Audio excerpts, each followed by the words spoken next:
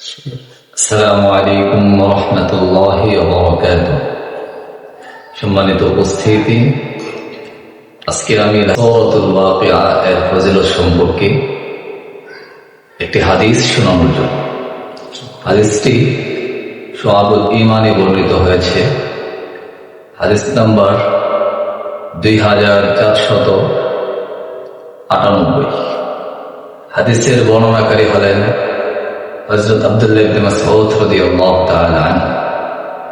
عن عبد الله بن مسعود رضي الله تعالى عنه قال: سمعت رسول الله صلى الله عليه وسلم يقول: হযরত আব্দুল্লাহ ইবনে মাসউদ রাদিয়াল্লাহু তাআলা আনহু বলেন, আমি রাসূলুল্লাহ সাল্লাল্লাহু আলাইহি ওয়াসাল্লামকে বলতে শুনেছি, মান ক্বারা সূরাতুল ওয়াকিয়াতি কুল্লা লাইলাতিন, যে ব্যক্তি প্রত্যেক রাতে সূরাতুল ওয়াকিয়া তেলাওয়াত করবে বা পাঠ করবে, লাম তুসিবহু ফাকাতুন আবাদা, দারিদ্রতা কখনোই তাকে স্পর্শ করবে না।